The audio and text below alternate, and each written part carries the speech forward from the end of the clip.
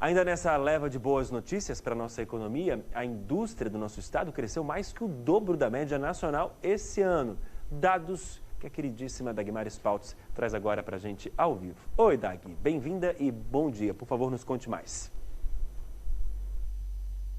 Oi, Douglas, bom dia para vocês, bom dia. Pois é, a produção industrial aqui em Santa Catarina cresceu de forma bastante substancial agora nesse início de ano. Esses dados foram divulgados pela Fiesc, pela Federação das Indústrias de Santa Catarina, e eles correspondem aos meses de janeiro até maio. Então, nesse período, 5 primeiros meses do ano, houve um crescimento de 6,4% na indústria catarinense em comparação com o mesmo período no ano passado. Se a gente comparar com a média nacional, isso é mais do que o dobro, porque nacionalmente houve um crescimento também, mas ele foi de 2,5%. Então, Santa Catarina está num ritmo mais acelerado de crescimento do que o restante do país. E, segundo o presidente da Fiesc, Mário César de Aguiar, alguns fatores contribuíram para esses números. Um deles foi a redução dos juros que a gente teve ao longo dos últimos meses. Isso estimulou o consumo das famílias. O consumo estimulado, ele aumenta, por exemplo, a produção de embalagens plásticas, então as pessoas consomem mais, esse tipo de insumo acaba sendo mais necessário e isso movimenta a indústria catarinense.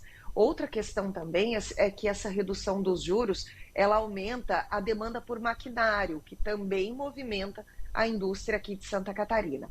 Quanto a isso, tem um sinal de alerta, porque a gente sabe que há um indicativo do Banco Central de estacionar essa redução dos juros. Então, era uma questão que vinha sendo bastante importante para a movimentação da economia.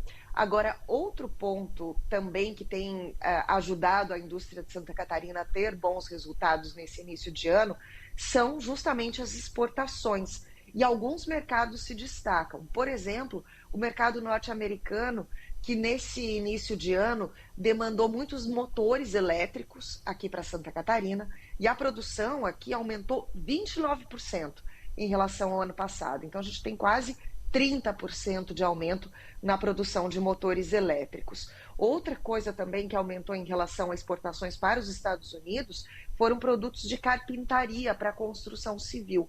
Também houve um aumento significativo e essas exportações ajudaram a movimentar a indústria catarinense. Um terceiro ponto que a gente pode destacar é a produção de geradores elétricos para atender à crise de energia elétrica que acontece na África do Sul. Então, houve uma demanda maior também e isso resultou num aumento de produção aqui em Santa Catarina.